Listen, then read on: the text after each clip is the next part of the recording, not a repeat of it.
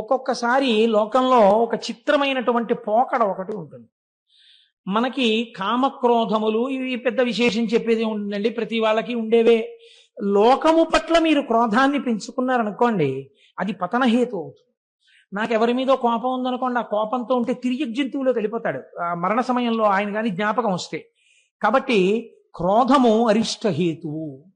కానీ భగవంతుని యొక్క ఆరాధన యందు క్రోధము విజృంభించింది అనుకోండి ఏదో కారణం చేత, చిత్రం ఏమిటో తెలుసా అండి, అది ఉన్నతికి మార్గాన్ని చూపించేస్తుంది. అదొక చిత్రమైన విషయం. ఆఖరికి క్రోధమైనా సరే ఈశ్వరారాధనతో ముడిపడింది అనుకోండి, ముడిపడితే అది అభ్యున్నతిని తీసుకొస్తుంది. మీకు నేను ఒక ఉదాహరణ చూపిస్తాను ఎందుకు అలా జరుగుతుందో.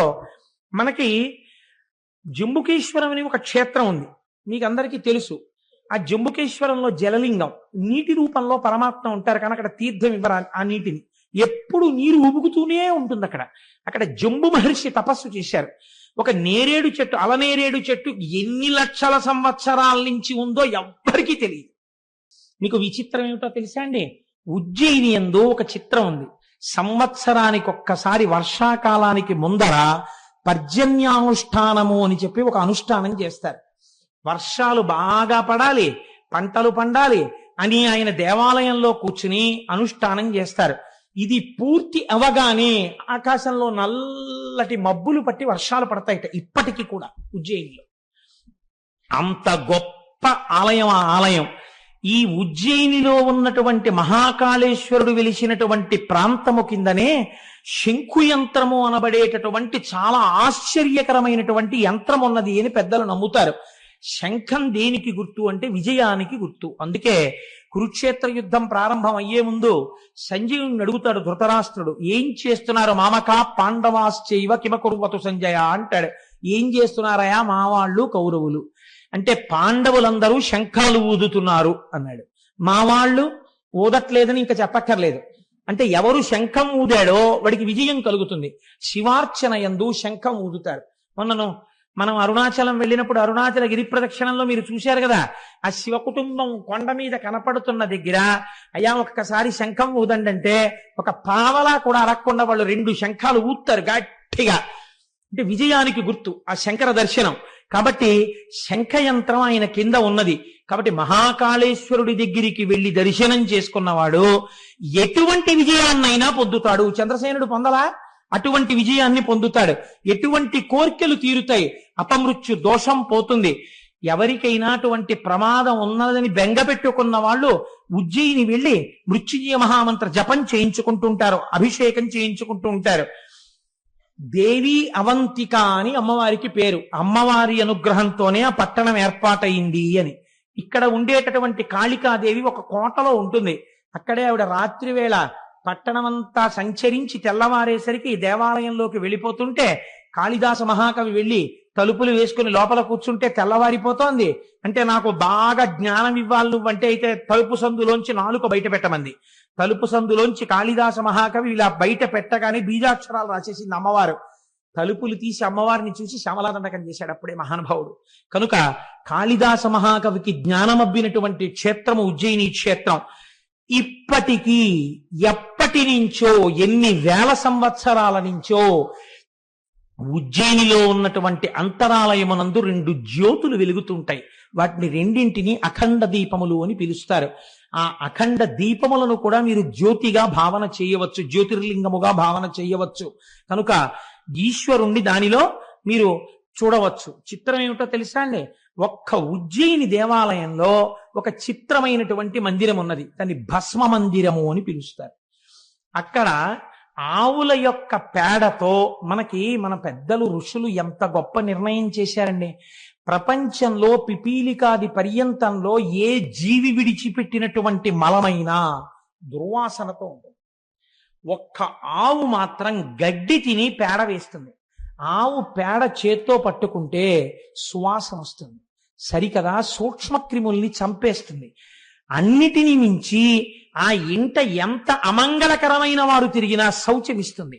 అందుకే ఆవు పేడ కలిపినటువంటి నీళ్లు పూర్వం ఇళ్లల్లో చల్లి అదంతా శుద్ధి చేసుకోవడం అనేటటువంటి ఆచారం వచ్చింది. రేపటి రోజున మనం అక్కడ సుబ్రహ్మణ్యేశ్వర స్వామి వారి అభిషేకం చేసే రోజున కూడా చక్కగా ఆవు పేడ కలిపినటువంటి నీళ్లు ఆ ప్రాంతం అంతా చిలకరించి ఆ ప్రాంతాన్ని శుద్ధి చేసుకుందాం. మనం విన్నది ఆచరణలో పెట్టుకున్నప్పుడే కదా ఆనందం. కనుక అక్కడ భస్మ మందిరము అని ఆ ఆవుల్ని తీసుకొచ్చి, ఆవులు వేసినటువంటి పేడని ఎంతవరకు కాలిస్తే అది చక్కటి విభూతిగా మారుతుందో అటువంటి విభూతిగా మార్చి విభూతితో అభిషేకం చేస్తారు. ఉజ్జయినిలో చేసేటటువంటి విభూతి అభిషేకం 2 రకాలుగా ఉంటుంది. అసలు సాధారణంగా మనకి ఇక్కడ ఎక్కడ మీకు అది కనపడదు.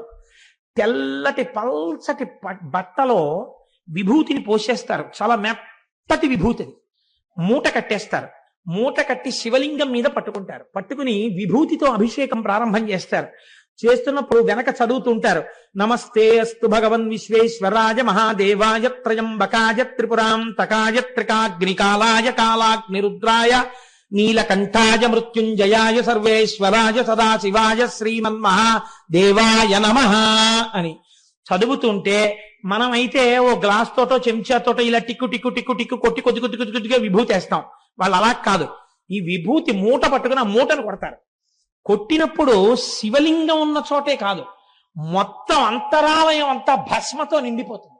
నిండిపోతున్నప్పుడు శంఖాలు, ఈ భేరీలు, పెద్ద పెద్ద మృదంగాలు ఇవన్నీ మోగిస్తుంటే మీరు ఒక అలౌకికమైనటువంటి స్థితికి వెళ్ళిపోయినటువంటి అనుభూతిని పొందుతారు. చిత్రం ఏమిటంటే, నేను ఉజ్జయిని దర్శనం ఇప్పటి వరకు చేయను. మరి ఇవి ఎలా నువ్వు చెప్తున్నావు? ఈశ్వరానుగ్రహం అనే మీరు అనుకోవచ్చు కదండి. లేకుండా నేనేం చేశానని నా చేత స్వామి చెప్పించాడు.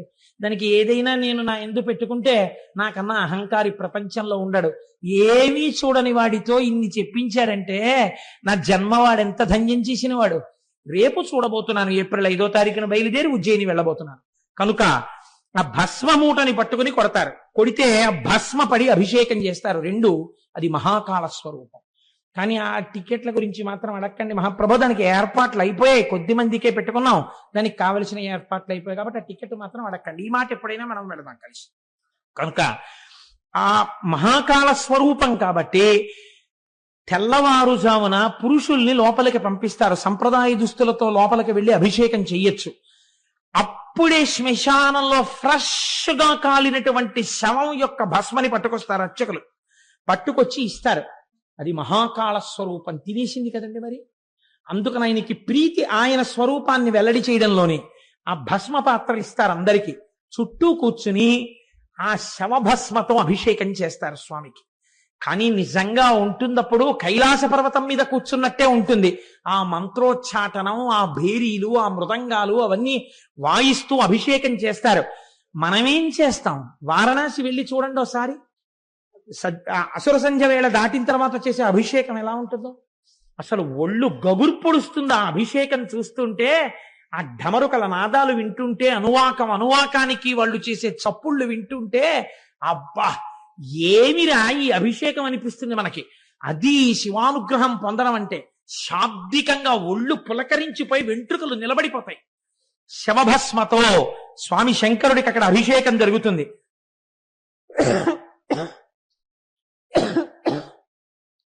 సాయంకాలం వేళలో, అసుర సంధ్య వేళలో మహాకాళేశ్వరుడికి చిత్ర విచిత్రమైన నీరాజనాలు ఎత్తుతారు. నక్షత్రహారతులు, కర్పూర హారతులు, జ్యోతిహారతులు, ఎన్ని రకాల హారతులు మంత్రోచ్చాటనాలతో ఎత్తి చూపిస్తుంటారు. దానికోసం ప్రత్యేక మహంతులు వస్తారు. వచ్చి ఈ దీపారాధనతో కూడినటువంటి జ్వాలని నీరాజనంగా చూపించే ముందు ఒక్క మహాకాళ క్షేత్రంలో మాత్రం ఒక నియమం ఉంది. మహాకాళంలో ఉన్నటువంటి మహాకాళేశ్వరుడికి నీరాజనం ఎత్తడానికి ముందు అక్కడికి సమీపంలోనే ఇంకొక శివలింగం ఉంది. ఆ శివలింగం పేరేమిటో తెలుసా అండి? కోటేశ్వర మహాకాళుడు. కోటేశ్వర మహాకాళుడికి ముందు పూజ చేస్తే తప్ప అసలు మహాకాళుడికి పూజ చేయడం నిషిద్ధం. కాబట్టి ముందు కోటేశ్వర మహాకాళుడికి నీరాజనాలు ఎత్తుతారు. ఆయనకి నీరాజనాలు ఎత్తి తర్వాత ఇక్కడికొచ్చి ఇక్కడ నీరాజనాలు ఇస్తారు. మీరు కోటేశ్వర మహాకాళ దర్శనం కూడా చేయవలసి ఉంటుంది ఉజ్జయినిలో. ఏడాదికొక్కసారి స్వామివారు సవారీ పెడతారు. మనం ఊరేగింపు అంటాం. ఊరేగింపు కాదు, ఊరిరిగింపు. ఊరిరిగింపు అంటే వీడు ఎలాగో గుళ్ళోకి రాడు స్వామి, నువ్వే గుళ్ళోంచి బయటికి రా అంటే స్వామివారే ఓ పల్లకీలో కూర్చుని బయటికి వస్తారు. బయటకు వస్తే అలా వీధుల్లోకి వస్తారు. వీడు టీవీ చూస్తూ ఉంటాడు. పాపం వాళ్ళ ఆవిడ మాత్రం అర్ధకురాలు బెల్లంగడ్డ ఇంత బియ్యం పట్టుకెళ్ళిస్తుంది. పట్టుకెళ్ళిస్తే స్వామి ఆ పల్లకీలోంచే ఇలా చూస్తారు. వాడు రాడు స్వామి, వాడు అలా సీరియల్స్ చూస్తుంటాడు. వాడి పేరు కోటేశ్వరరావు, వాడు అదిగో లోపల ఉన్నాడు. వాడి కిందటి ఏడాది ఏదో సంపాదించాడు, ఈ ఏడాది ఇంకా సంపాదించాడు. వాడికి అహంకారం, అలాగే కూర్చుంటాడు. నువ్వు వచ్చినా రాడు. పోన్లే నేనే వాడి ఇంటికి వచ్చాను, వాళ్ళ ఆవిడతో బియ్యం పంపాడుగా, తన నీరాజనం బుచ్చేసుకుని ఇంత బెల్లంగడ్డ ప్రసాదం అవి ఇచ్చి లోపలికి పంపిస్తాడు. రేపు ఇదన్నా నోట్లో వేసుకోరా అని పంపిస్తాడు. ఈశ్వరుడు చాలా కారుణ్యమూర్తిగా బయటికి రావడానికి ఊరెరిగింపు, ఊరిని ఆయనకి ఎరిగింపు చేయడం. ఊరి వాళ్ళు లోపలికి వెళ్ళి ఆయనకి విజ్ఞాపన చేసుకోవడం కాదు, ఆయన కారుణ్యానికి పరాకాష్ట ఊరిరిగింపు. మహాకాలంలో సవారీ చేస్తాడు. సవారీ అంటే ఏమిటో తెలుసా అండి? చక్రవర్తి బయటికి వచ్చినట్టు బయటికి వస్తాడు. చక్రవర్తి బయటికి వచ్చినప్పుడు ఉజ్జయిని జిల్లా కలెక్టర్, ఉజ్జయిని జిల్లా పోలీస్ సూపరింటెండెంట్, ఉజ్జయిని నుంచి ఎన్నికైనటువంటి మంత్రి ఎవరైనా ఉంటే రాష్ట్ర కేబినెట్ లో మంత్రి, లేదా పరిపాలన చేసేటటువంటి మంత్రి ఎవరుంటారో, మనకైతే ఇక్కడ బహుశా రెవెన్యూ అడ్మినిస్ట్రేషన్ అయి ఉంటుంది, ఆ మంత్రి ఎవరుంటారో ఆ మంత్రి ఉజ్జయిని రావాలి. వచ్చి ప్రతి ఏటా సవారీ జరుగుతున్నప్పుడు స్వామివారి సవారీని మొయ్యాలి. వీళ్ళు ముగ్గురు తప్పకుండా మొయ్యాలి. ఉజ్జయినిలో కొన్ని వేల సంవత్సరాల నుంచి ఇదే ఆనవాయితీ. రాజులే పాలించనివ్వండి, ప్రజాస్వామ్యమే కానివ్వండి, వాళ్ళు వచ్చి ఆ పల్లకి పట్టుకుని స్వామిని సవారీ తీసుకెడతారు. శివరాత్రి నాడు ఆయన పెళ్లి కొడుకు అవుతాడు ఉజ్జయినిలో. అదో విచిత్రం. పుష్పకిరీటం పెట్టుకుంటాడు. పుష్పకిరీటం పెట్టుకుని పెళ్లి కొడుకు అవుతాడు. మహాశివరాత్రి వెళ్ళిపోయినటువంటి మర్నాడు ఈ అలంకారం అంతా తీసేసి భస్మాభిషేకం అందుకుంటాడు మళ్ళీ. అటువంటి సవారీ జరుగుతుంది. అక్కడే బలరామకృష్ణులు ఇద్దరూ సాందీపని మహాముని యొక్క ఆశ్రమంలో విద్యాభ్యాసం చేశారు. ఇన్ని రకాలుగా ఇంకా నేను ఆ ఉజ్జయిని గురించి చెప్తూ కూర్చుంటే, ఇంకా నేను ఆ భోజకాళిదాసుల్ని ముట్టుకుంటే నా బలహీనత బయటకు వస్తుంది. కాబట్టి అటువైపుకి మనం వెళ్ళొద్దు, చాలు. కాళిదాస మహాకవి అనుగ్రహింపబడినటువంటి క్షేత్రం, అంత గొప్ప క్షేత్రమై ఆ ఉజ్జయిని అన్ని రకములుగా ప్రకాశించుచున్నది. అటువంటి ఉజ్జయిని మన భారతదేశంలో వెలిసినటువంటి స్వయంభూమూర్తి. ఒక్కసారైనా వెళ్ళి చక్కగా అక్కడ ఉండి ఆ శివలింగాల్ని, ఆ క్షేత్రాన్ని, ఇవన్నీ మనం దర్శనం చేసి రావలసి ఉంటుంది. కాబట్టి మనం ఇవాళ ఆ ఉజ్జయినిని దర్శనము చేసి దాటగలిగాం. ఇప్పుడు మనం ఉజ్జయిని నుంచి ఒక్కసారి అలా హిమాలయ పర్వత సానువుల మీద వెలిసినటువంటి కేదారలింగ దర్శనం చేసుకుని వీలైతే ఇవాళ పూర్తి చేసేద్దాం. ఎందుకంటే కనీసం రోజుకి 2, 3 చెప్పకపోతే నాకు గోపాలకృష్ణ గారి వాక్కు సత్యం అయిపోతుందేమోనో భయం పట్టుకుంది. ఇది ఏడాది అయిపోదు కదా ఈ శివమహాపురాణం, కొంతైనా చెప్తాను అసలు నేనని. అందుకని ఈ కేదారేశ్వర లింగం గురించి ఒక మాట చెప్తారు.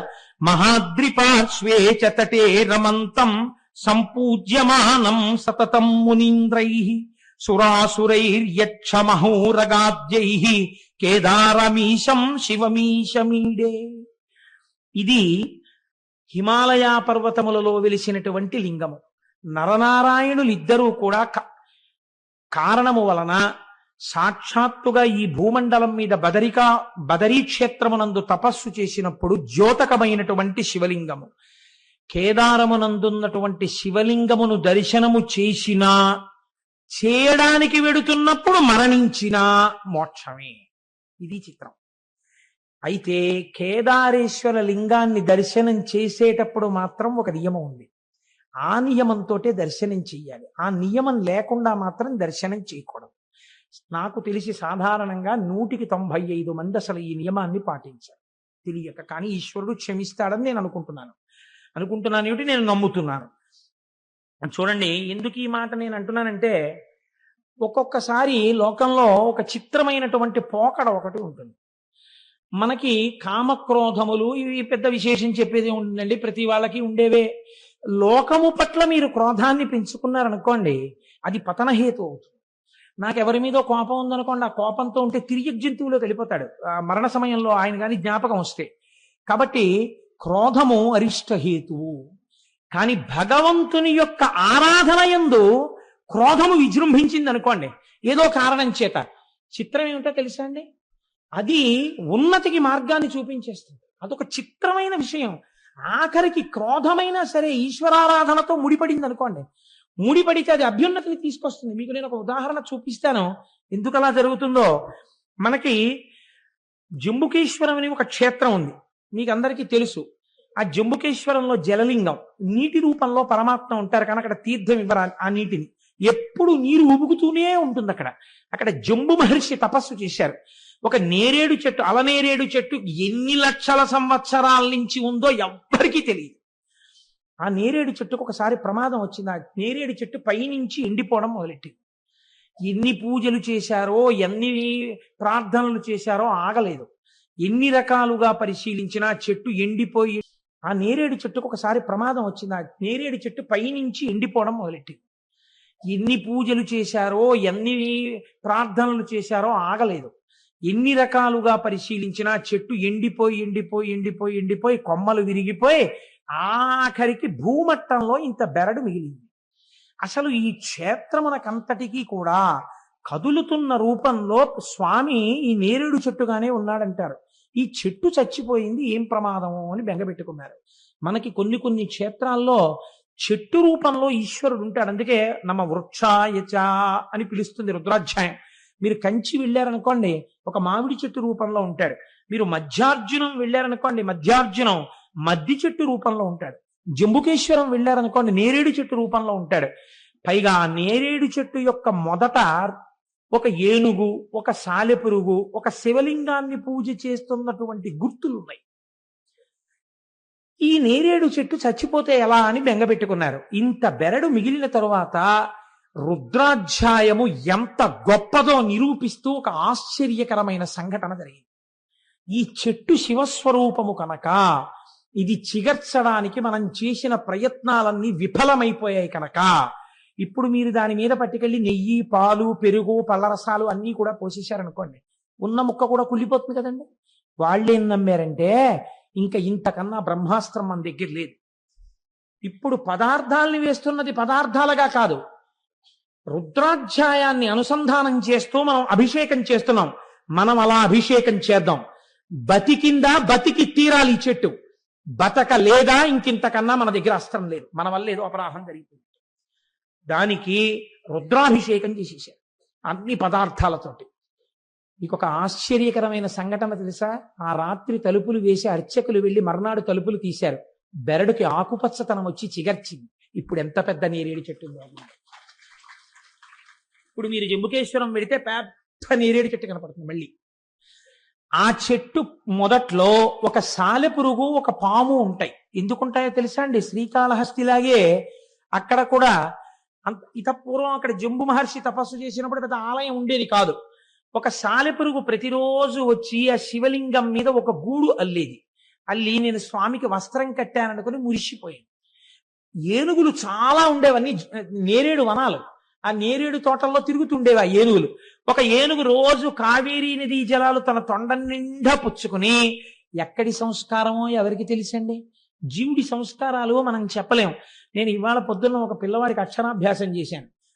ఆ పిల్లవాడు 7వ నెలలో పుట్టేశాట. 7వ నెలలో పుట్టేసినటువంటి పిల్లవాడు కాబట్టి బతుకుతాడు అనుకోలేదు. ఏదో గాజు పేటికలలో పెట్టి 6,000 రూపాయల ఇంజక్షన్లు ఇచ్చేవాడు. ఆ పిల్లవాడు బతికాడు. వాడు చిత్రం ఏమిటో తెలుసా అండి? వాడు ఇంతప్పటి నుంచి బొట్టు లేకపోతే వాడు ఒప్పుకోడు. వాడికి ఇంకా మాటలు సరిగ్గా రావు. బొత్తు బొత్తు అంటాడు. వాడికి బొట్టు కానీ కొంచెం ఇలా చెరిగితే వాడు ప్రత్యేకం అద్దం దగ్గరికి వెళ్ళి నిలబడి చూసుకుంటూ ఉంటాడు. నేను హైదరాబాద్లో వాళ్ళ ఇంటికి వెళ్ళినప్పుడు చూశాను. వాడికి బొట్టు కొంచెం కరిగితే వాడు వాళ్ళ అమ్మ దగ్గరికి వచ్చి, అమ్మ బొత్తెత్తు, అమ్మ బొత్తెత్తు, అమ్మ బొత్తెత్తు అంటాడు. వాళ్ళ అమ్మ ఉండరా కాసేపు అంటే గబగబా వెళ్ళి డ్రెస్సింగ్ టేబుల్ లాకేసి తిలకం సీసా తెచ్చేస్తాడు. తెచ్చి అమ్మ బొత్తెత్తు, అమ్మ బొత్తెత్తు అంటాడు. అని వాడు తిలకం బొట్టు ఎట్టుకుంటాడు. అంత చిన్న పిల్లవాడిని నేను బొట్టు లేకుండా ఎన్నడూ చూడలేదు. బహుశా నేను అనుకుంటున్నాను వాళ్ళ అమ్మమ్మ గారు ఏర్పాటు చేసిన సంస్కార బలం. ఆ పిల్లవాడు 7వ నెలలో పుట్టేస్తే రోజు భగవాన్ రమణుల నామం చెప్తూ కూర్చునేవారు ఆవిడ. ఆ పిల్లవాడికి మొట్టమొదట పాలు తాగించినప్పుడు కూడా వాడు తాగకపోతే వాడికి రమణ తాతయ్య వచ్చారు, అరుణాచలం నుంచి వచ్చారు, నీకు పాలు ఇవ్వడానికి వచ్చారు అంటే వాడు గుడగుడు తాగిచ్చాడు. ఇవాళ నేను వాడికి అక్షరాభ్యాసం చేయడానికి వెడితే, ఒరే నీ పేరేమిటన్నాను, రమణ అన్నాడు. మీ అన్నయ్య పేరేమిటన్నాను, అన్న రమణ. మీ తాతగారి పేరేమిటన్నాను, తాత రమణ. ఈ తాతగారి పేరేమిటన్నాను, ఈ తాత రమణ. నేనెవరన్నాను, నువ్వో రమణ, మీరో రమణ, అమ్మమ్మ రమణ, తమ్ముడు రమణ, ఫ్రెండ్ రమణ. వాడు ఎవరైనా సరే రమణ కలుపుతాడు. ఎక్కడి నుంచి వచ్చిందంటారు ఆ సంస్కారం? అటువంటి వాడికి అక్షరాభ్యాసం చేసి నా జన్మ ధన్యమైంది అనుకున్నాను నేను. కనుక ఎవరికి జీవుడికి ఎటువంటి సంస్కారాలు ఉంటాయో మనకి తెలియదు. బొట్టు పెట్టుకోండర్రా అంటే పెట్టుకోకుండా ఉండేటటువంటి వాళ్ళు కోట్ల సంఖ్యలో ఉంటే, ఒక పసిపిల్లవాడు లలాటమునందు బొట్టు లేకుండా ఎప్పుడూ ఉండడు. వాడు నిద్రపోతున్నప్పుడు చిలకం బొట్టు ఉంటుంది. వాడు నిద్ర లేవగానే ముందు అద్దం దగ్గరికి వెళ్ళి బొట్టుందో లేదో చూసుకుంటాడు. అమ్మ మొహం కడగగానే చిలకం సీసా పట్టుకొచ్చేసి అమ్మ బొత్తెత్తు అంటాడు. అసలు బొట్టు లేకుండా వాడి మొహం కనపడదు. ఏమనుకోవాలి వాడి సంస్కార బలాన్ని? ఒక్కొక్కరి సంస్కారం అలా ఉంటుంది. ఒక ఏనుగు తొండంతో నీళ్లు తెస్తే మీకు ఎందుకు అనుమానం ఉండాలి? మీకు కావాలంటే నేను ఇవాళ వాడు లేడు, కాపవరం వెళ్ళాడు, లేకపోతే వాడిని నేను వేదిక మీదకి తీసుకొచ్చి చూపించుండేవాడిని వాళ్ళు మీ అందరికీ కూడా. కాబట్టి ఆ ఏనుగు తొండంతో నీళ్లు తెచ్చి శివలింగం మీద పోసేసేది తొండం ఎత్తి. ఈ నీళ్లు పోసేసేటప్పుడు ఆ సాలెగూడు ఈ నీళ్లలో కొట్టుకుపోయేది. ఈ ఏనుగు వస్తుండగానే ఆ సాలెపురుగు గబగబా నేరేడు చెట్టు ఎక్కేసేది. ఆ సాలెపురుగుకి కడుపు మంట. దిక్కుమాలిన ఏనుగు రోజు నీళ్లు తెచ్చి పోసేస్తుంది, నేను కట్టిన గూడు పోతోందని. ఇంకా ఒక రోజున అది అక్కసు భరించలేకపోయింది. ఆ ఏనుగు వచ్చి నీళ్లు పోయిగానే దాని తొండంలోకి వెళ్ళింది. సాలెపురుగు యొక్క విషం చాలా ప్రమాదకరమైన ఆయుర్వేదం అంటుంది. అది దాంట్లోకి వెళ్ళి ఆ తొండాన్ని శుభ్రంగా కుట్టేసింది. ఆ ఏనుగు తొండాన్ని బాదుకుని చచ్చిపోయింది. సాలెపురుగు కూడా నా కక్ష తీరిపోయింది అనుకుంటూ చచ్చిపోయింది. ఇద్దరూ చచ్చిపోయారు. కానీ శివార్చన యందు నాకు అడ్డొచ్చిన వాణ్ణి సంపాతల పారేశాననుకుంటూ చచ్చిపోయిన సాలెపురుగు క్రోధంతో చచ్చిపోయిందా లేదా? చచ్చిపోయింది. కానీ వచ్చే జన్మలో ఏమై పుట్టిందో తెలుసా అండి? ద్రవిడ దేశమునందు ఒక గొప్ప రాజై పుట్టింది. ఆయన పేరు కొచ్చంగ చోళుడు. కొచ్చంగ చోళుడు అంటే రక్తాక్ష చోళుడు అంటారు. కిరీటము తల మీద ఉన్నవాడు, ఎర్రని కన్నులున్నవాడు. ఈ కొచ్చంగ చోళుడు ఎన్ని శివాలయాలో దగ్గరగా 700 శివాలయాలని ఆయన పునర్నిర్మాణం చేశాడు.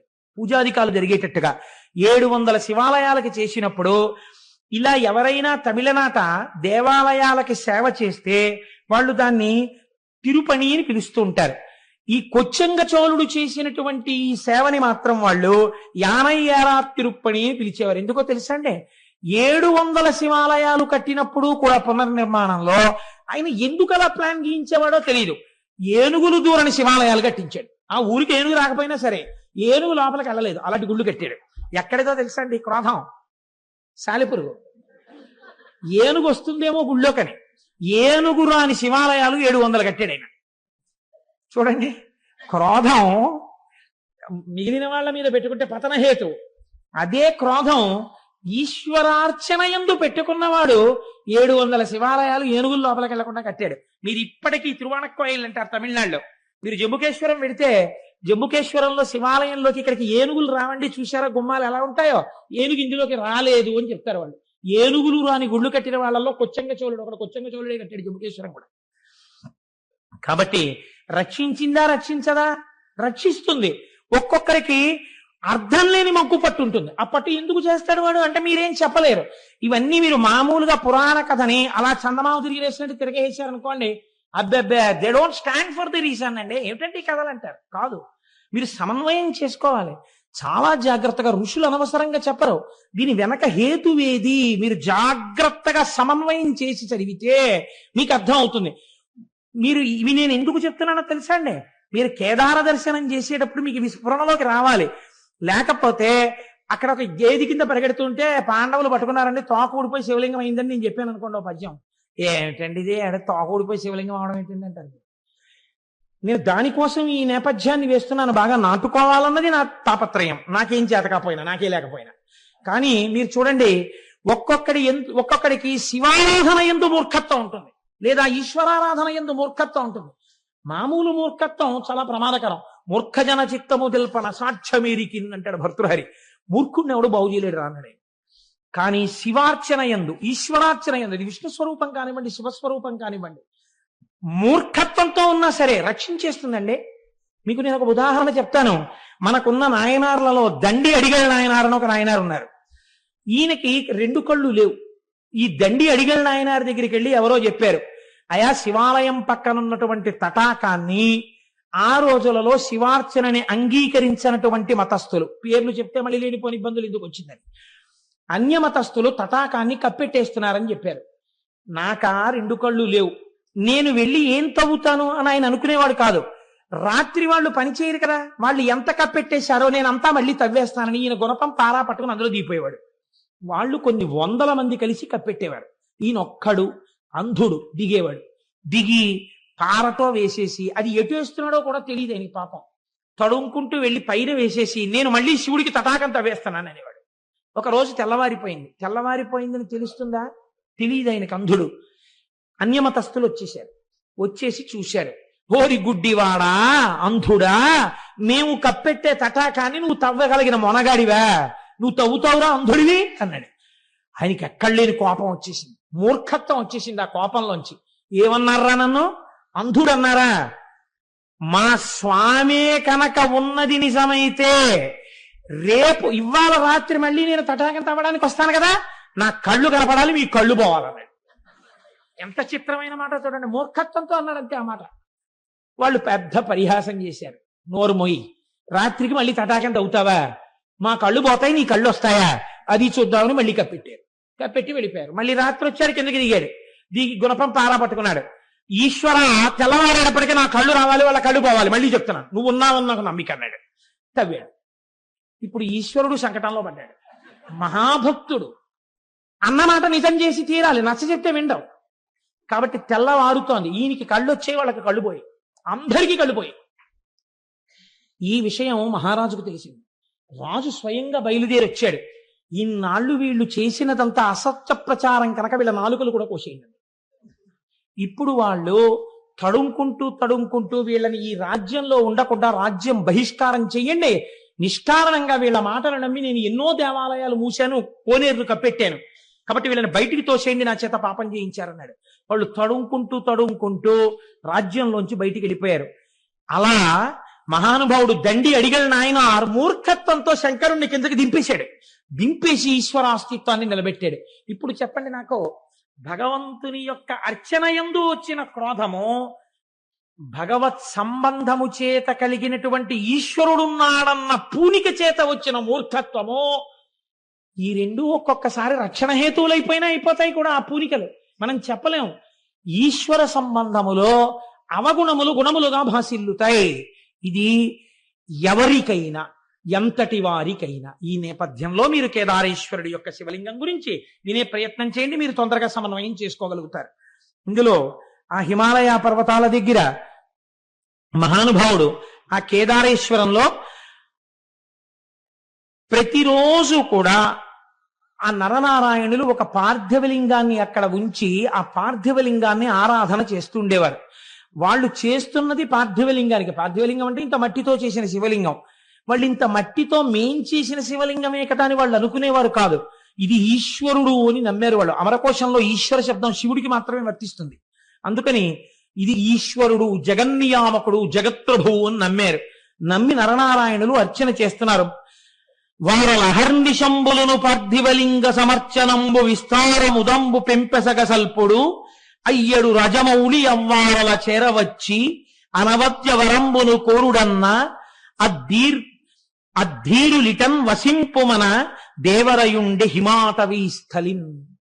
ఆ శివలింగంలోంచి పరమశివుడు ఆవిర్భవించి, మీరు చేసినటువంటి పూజకి నేను ఎంతో పొంగిపోయానయ్యా, ఇంత చల్లటి ప్రాంతంలో, ఇంత తపస్సులో పార్థివలింగానికి ఇంత అర్చన చేశారు, మీకేం కావాలి కోరుకోమని అడిగారు. అడిగితే, స్వామి ఇక్కడే ఈ బదరీ క్షేత్రానికి ఆవలివేపు హిమాలయ పర్వత యొక్క శృంగాల మీద నీవు స్వయంభూమూర్తివై లింగమూర్తివై వెలిసి లోకమును కాపాడు అని అడిగారు. ఎక్కడ హిమాలయ పర్వతాలు? కొన్ని వేల అడుగుల ఎత్తు సముద్ర మట్టానికి. ఆ కేదారం వెళ్ళేటప్పుడు రోడ్డు కొన్ని నెలల్లోనే క్లియర్ చేస్తారు. చేసిన తరువాత అది కూడా అసలు రాత్రిళ్ళు 9 దాటితే కరెంటు తీసేస్తారు. ఇంకా ఆ చీకట్లోనే పడుకోవడం అంతే ఆ కాటేజెస్ లో. తెల్లవారిన తర్వాత మీకు అక్కడ ప్రయాణ సాధనాలు, ఒకటి పాదచారి అయి వెళ్ళుట, ఎవరు వెళ్ళరు. ఎందుచేతనంటే సాయంకాలం అయిపోతే మీరు తిరిగి రాలేరు. మంచు హోరుమని వాన పడిపోతుంది. ఇప్పుడు బాగుంటుంది, కాసేపటికి కుంభవృష్టి కింద వర్షం పడిపోతుంది. మీరు పైనుంచి ఇలా కిందకి చూశారో కళ్ళు తిరిగిపోతాయి. ఇట్నుంచి రుద్రప్రయాగ, అట్నుంచి దేవప్రయాగ, రెండు వెళ్ళి కలుస్తాయి. ఇక్కడ గంగా నది, బదరిలో అలకనందా నది రెండు ప్రవహిస్తుంటాయి. ఆ నదుల చప్పుళ్ళు, పర్వతాల మించి ఎన్ని జలపాతాలు పడిపోతుంటాయో దర్దర్ వచ్చేసి జలపాతం వెళ్ళిపోతుంటుంది. నడిచి ఎవ్వరూ వెళ్ళరు. ఎక్కడో బాగా తెలుసున్న వాళ్ళు వెడుతుంటారేమో. ఇంకా ఉన్న వాళ్ళకి రెండే మార్గాలు. ఒకటి డోలీల్లో వెళ్ళాలి. డోలీల్లో వెళ్ళడానికి నాబోటి గారిని ఎక్కించుకోరు. ఎందుకు ఎక్కించుకోరంటే కుర్చీ చిన్నదిగా ఉంటుంది. నేను డోలీలో వెళ్ళిపోదాం అనుకున్నాను. వాళ్ళు నన్ను చూసి గుర్రం ఎక్కన్నారు. నాకేం భయం లేదు, ఉన్నమాట ఉన్నట్టు చెప్పాను. కాబట్టి ఆ చిన్న కుర్చీలో అసలు పట్టం. ఏదో కొంచెం కాస్త డెలికేట్ గా ఉండి అందులో కూర్చునేవారంటే ఎక్కువ మందిగా ఆడవాళ్ళని ఎక్కించుకుంటారు. వాళ్ళు అందుకే ఎక్కించుకుని ఆడవాళ్ళని ఎక్కించుకుంటారంటే నా ఉద్దేశం నేను ఏ అపవిత్రమైన భావనతో నేను అంటలేదు. వాళ్ళు కొంచెం మగవాళ్ళ కన్నా సన్నగా ఉంటారు కాబట్టి వాళ్ళని వహించడం తేలిక. వాళ్ళు పాపం చాలా సేవ చేస్తారు. వాళ్ళు మగవాళ్ళలో సన్నగా ఉన్న వాళ్ళు ఎక్కుతుంటారు, మిగిలిన వాళ్ళు గుర్రాలు ఎక్కాలి. విచిత్రం ఏంటో తెలుసా అంటే 2 గుర్రాలను ఒకటే తోలుతాడు. ఈ గుర్రాల మీద కూర్చుని వెళ్ళిపోతుంటే గుర్రం తిరిగేటప్పుడు ఈ అంచు దగ్గరికి వెడుతుంది. ఒక్కసారి కాని జారిందో వెతికేవాడు కూడా ఉండడు. ఇంకెవరు వెతకడం అన్న సమస్య ఉండదు. ఎందుకంటే కొన్ని వేల అడుగుల నుంచి కింద పడిపోతాం కదమ్మా. వెళ్ళాం కదా మనం. అన్ని వేల అడుగుల నుంచి కింద పడిపోవడమే, చిన్నాభిన్నం అయిపోతుంది శరీరం. అసలు వెతకరు. కేదారంలో పడిపోయాడంటే కైలాసం పోయాడని వెళ్ళిపోతారు. కాబట్టి ఆ కేదారానికి వెళ్ళేటప్పుడు 10 రూపాయలు ఇస్తే ప్లాస్టిక్ కవర్ ఇస్తాడు, డిస్పోజబుల్ రెయిన్ కోట్. అది వేసుకుని ఆ గుర్రం ఎక్కి వెళ్ళిపోతుంది. హోర్న వానొస్తుంది, తడిచి ముద్దయిపోవడం. దిగడానికి ఉండదు. కేదారం వెళ్ళి కేదారం నుంచి కిందకు వచ్చిన తర్వాత గుర్రం దిగిన వాడు నడుస్తుంటే అసలు వీడికి నడకొచ్చా అనిపిస్తుంది. ఇవన్నీ పుళ్ళైపోయి ఎంత నొప్పులు చేసేస్తాయో అలవాట్లేక ఆ గుర్రం మీద కదలిక. అది జీను కదులుతుంటుంది కదా, దాన్ని కొంచెం గట్టిగా ఏమైనా ఇలా తొక్కిపెట్టి ఏమైనా అందామంటే అది కాస్త కాలు జారింది అనుకోండి, కిందకి అయిపోయిందే. కాలుని పెడితే పెట్టిన కిందకి దిగితే చాలని అలా కూర్చోవాలంతే. కానీ వెళ్ళి తీరవలసిన యాత్ర. ఇన్ని వేల అడుగులు పైకెక్కిన తర్వాత స్వామి దేవళం కనపడుతుంటుంది. పరుగు పరుగున లోపలికెడితే లోపల పెద్ద అంతరాలయం. అక్కడ కేదారేశ్వరుడిగా వెలిశాడు మహానుభావుడు. కేదార శివలింగ దర్శనము చేసిన వాడికి మోక్షము కరతలామలకము అని శివమహాపురాణం నిర్ణయం చేసింది. పెద్దలు నిర్ణయం చేశారు. లేదా అలా జరగాలని ఎవరు కోరుకోకూడదు. కేదారము విడుతున్నప్పుడు పడిపోయినా వాడికి మోక్షము సత్యమే, దొరికి తీరుతుంది. అటువంటి కేదారేశ్వరంలో ఆ శివాలయంలో ఒకానొకసారి ఒక విచిత్రమైనటువంటి స్థితి జరిగింది. ఆ వెలిసినటువంటి శివలింగం కొన్ని యుగాలైపోయింది. యుగాలైపోయిన తర్వాత శివాలయాల్లో శివలింగానికి ఒక గమ్మత్తు ఉంటుంది. శివుడికి పునఃప్రతిష్ఠ ఉండదు. ఎందుకుండదంటే శివలింగం అలా క్షీణించిపోయి ఏదో ఇంత మొక్కుంది అనుకోండి, అదే శివలింగం అంతే. దానికో కవచమో మట్టో తొడిగేసి అంతే అభిషేకం చేస్తారు. అంతేగాని గుణపారెడ్డి తవ్వేసి మళ్ళీ పునఃప్రతిష్టలనే ఉండవు దానికి. కాబట్టి కొన్ని యుగాలు దాటిన తరువాత అంతం కొన్ని యుగంబులైన పిదపన్ హర్యశ్వ సంకాశుక కుంతీపుత్రకులలింగమును బల్కూర్మిన్ సమీపింప ఆద్యంతాతీతుడు శంభుడొక్క మహిషంబై పారుటన్ గాంచి కౌంతేయుల్ కడుభక్తిమై నుడిసి లాగన్ చిక్కెం పుచ్చం బటన్. ఈ పాండవులందరూ 5గురు కలిసి కేదారేశ్వర లింగ దర్శనానికి వెళ్ళారు. వెళ్ళి ఆ ఆలయంలోకి వెళ్ళి ఉన్నటువంటి చిన్న శివలింగం అప్పటికి ఆ చిన్న శివలింగ దర్శనం చేసుకుందామని వెళ్ళారు. ఎక్కడి నుంచి వచ్చాడో పరమాత్మ, ఆయనకు అదో ముచ్చట. ఆయన ముచ్చట ఎందుకు అలాగంటే మనం ఏం చెప్తాం? అనమాచార్యులు వారు అడిగారు, ఏమిటయ్యా ఈ ఉయ్యాలలో కూడా ఏమిటి 2 భార్యల్ని చెట్టు 2 పక్కలా పెట్టుకుని? అది పిల్లలందరూ వచ్చారా, నువ్వేమో ఉయ్యాల ఎక్కి ఇటు శ్రీదేవిని ఇటు భూదేవిని పెట్టుకుని చక్క ఉయ్యాలు లొగుతుంటావా? పిల్లలు మనవలు మేమందరం నీ బిడ్డలు మేమందరం కూర్చుంటే నువ్వేమిటి 2 పిల్లల్ని పెట్టుకుని ఊగడం ఏమిటి అసహ్యంగా? ఏమిటి అలవాటు ఏమిటి నీకని అడిగాడే. నాకు అర్థమైందిలే, అలల చెంచలమైన ఆత్మలందుండని కలవాటు చేసని ఉయ్యాల. నీ తప్పు కాదు స్వామి, మా మనస్సులు ఎప్పుడు చెంచలం కదా. చెంచలమైన మా మనస్సుల్లో నువ్వెలా ఉంటున్నావో చూపించడానికి ఊగుతున్న ఉయ్యాలలో మాకు దర్శనం ఇచ్చావని స్తోత్రం చేశారు. అలా ఈశ్వరుడు ఎప్పటికీ ఎలా రక్షిస్తాడో ఎలా ప్రత్యక్షమవుతాడో ఎవరికి రుక. పాండవులు ఏం చేస్తారో చూద్దాం అనుకున్నాడు. ఆయనకో ముచ్చట పుట్టింది. ముచ్చట పుట్టి ఒక చిన్న మహిషము అనగా ఓ దున్నపోతు రూపంలో పరిగెత్తాడు. అక్కడ పరిగెడితే పాండవులు గమనించారు, ఇక్కడికి మహిషం ఎందుకు వస్తుంది? ఇది ఖచ్చితంగా శంకరుడే. మీరు చూడండి, ప్రకృతి సహజంగా మనకు ఒక లక్షణం ఉంటుంది. మీరు ఏదో వెంకటాచలం వెళ్ళామనుకోండి, వెంకటాచలం వెళ్ళి సహస్రదీపాలంకార సేవ అయిపోయిన తర్వాత మీరు లేచి స్వామివారి ఆలయంలోకి వెళ్ళిపోతారని లేచి నమస్కారం చేస్తున్నారు అనుకోండి, ఎవ్వరూ లేరు, ఏదో కాకినాడ నుంచి వెళ్ళిన వాళ్ళు 100 మందో 120 మందో ఉన్నారు అనుకోండి. ఆ రోజు స్వామి మాడవీధుల్లో వెడుతున్నాడు అనుకోండి, మీరు వెళ్ళిపోతారేంటి రూమ్కి? మాడవీధుల్లో స్వామితో పాటు ఎడదామని వెనకాల వెళ్ళిపోతారు. వెళ్ళిపోయిన తర్వాత ఆయన వెనకాతలు ఇలా దూరంగా నించుని ఏడుకొండలవాడ గోవింద, వెంకటరమణ గోవింద అంటూ పెడతారా? కాసేపటికి ఇంకో కోరిక పుడుతుంది, ఒక్కసారి ఇలా పట్టుకుంటే అనిపిస్తుంది. ఇప్పుడు మీరు ఏం చేస్తారు? అవి ఇంతంత ఉంటాయి. వెళ్ళి అయ్యా ఓసారి పట్టుకుంటా ఉంటారు. వాళ్ళు అంటారు మీరు పట్టుకోలేరు అంటారు. సెక్యూరిటీ వాళ్ళు అంటారు పట్టుకోకూడదు అంటారు. అయినా మీరు ఆకలి చూపులు చూస్తున్నారు అనుకోండి, వాళ్ళ వంక ఒక్కసారి పట్టుకున్నాను. పెద్ద ఎవరు లేరు పాపం, వీళ్ళు ఏదో భక్తుల్లో ఉన్నారు, అందరూ కాకినాడ నుంచి వచ్చారు, అందరూ 120 మంది మాట్లాడుకుంటూ ఒక్కసారే కదా వచ్చారు, ఫోన్లే, వాళ్ళు ఏం ప్రమాదకరులు కారు, వీళ్ళు అయ్యప్ప స్వాంగుల్లో వెంకటాచల వైభవం చేసిన వాళ్ళు, అందుకని స్వామి వీళ్లతో మోయించుకోవడానికే ఇవాళ మాడవీధుల్లో తిరుగుతున్నాడు అని వాళ్ళల్లో దూరి వాళ్ళు మొయ్యాలి. నువ్వెవడివి కాదనడానికి, మోయించంటాడు స్వామి. అనగానే వాళ్ళు అంటారు కనుసైగ చేస్తారు అంటారు. అంతే, మన వాళ్ళు 120 మంది పల్లకి వాహకులే, మాడవీధులన్నీ మోసేస్తారు. ఇది యథార్థంగా జరిగింది మనం మేము వెంకటాచలం. ఏమ్మా జరిగిందా లేదా?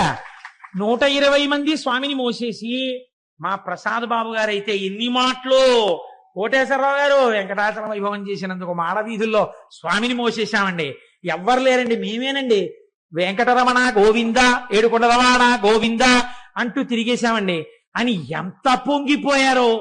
కాబట్టి ఇప్పుడు ఏమైంది? మన ఆర్తి తీర్చడానికి పరమేశ్వరుడు వస్తే మీరు పట్టుకోకుండా ఊరుకుంటారేమిటి? పట్టుకుని తీరుతారు. మహిష రూపంలో వెడుతున్నా అంతటా ఈశ్వర దర్శనం చేశారు పాండవులు. ఆ లింగం మాత్రమే శివుడు అనుకోలేదు, అక్కడ వెడుతున్న మహిషమునందు కూడా శివుడే కనబడ్డారు వాళ్ళకి. ఇక్కడ పాదాలు పట్టుకోవడం కాదురా, మేం మహారాజులం, చక్రవర్తులం, కురుక్షేత్ర యుద్ధం చేసిన వాళ్ళం, తెగటార్చగలిగిన వాళ్ళం, కొన్ని కోట్ల మంది మీద అహంకరించడం కాదు. నా స్వామి దున్నపోతు రూపంలో వెళ్ళిపోతున్న ఇది శివుడే. అంతటా శివుణ్ణి చూడడం, కేదారంలో శివుణ్ణి చూశాకొచ్చింది వాళ్ళకి. కాబట్టి ఇప్పుడు దీని కాళ్ళు అట్టుకోవాలని ఆ మహిషం దగ్గరికి వెళ్ళారు. కాళ్ళు అందలేదేమని, ఇది తోకందింది. వాళ్ళు చాలు మా స్వామి తోకందిందని గబగబ గబగబా ఈశ్వర స్వరూపంగా తోక పట్టుకున్నారు. వాళ్ళ భక్తికి మెచ్చుకున్నవాడై ఈశ్వరుడు తన పృచ్ఛ భాగాన్ని అక్కడ విడిచిపెట్టి దాన్ని శివలింగంగా మార్చేశాడు. అదే ఇప్పుడు మనందరం దర్శనం చేస్తున్నటువంటి కేదారలింగం. కాబట్టి కేదారం వెళ్ళొచ్చాను అన్నవాడికి ఏం కనపడాలి? కనీసం అంతటా శివుణ్ణి చూడడం అభ్యాసంలోకి రావాలి. అంత పరమపావనమైనటువంటి క్షేత్రం కేదార క్షేత్రం. అక్కడే మనం ఎక్కుతున్నప్పుడే దూరంగా కైలాస దర్శనం అవుతుంటుంది. అదిగో కైలాసం కనపడుతోంది చూడండి అంటారు. ఆ మంచుకొండ చాలా విచిత్రంగా కైలాసంలాగే భాషిస్తుంటుంది. నిజంగా వర్షం ఆగి సూర్యకిరణాలు పడుతుంటే ఎంత అందంగా ఉంటుందో. నిజంగా కైలాసానికి సమీపానికి వెళ్ళి వచ్చినట్టే. కొందరేం నమ్ముతారంటే శంకర భగవత్పాదాచార్య స్వామి వారు అక్కడే తన సత్యదండాన్ని విడిచిపెట్టేశారు అని నమ్ముతారు. అక్కడ ఒక పెద్ద శంకరుల సత్యదండం యొక్క ఫోటో ఉంటుంది, అక్కడే ఒక చిన్న ఆలయం కూడా ఉంటుంది. కాబట్టి కేదారము అంత గొప్ప క్షేత్రము. ఇవాల్టి రోజున మనం ఈశ్వరానుగ్రహం చేత ఉజ్జయిని వెళ్ళాం, మహాకాళ దర్శనం చేసుకున్నాం.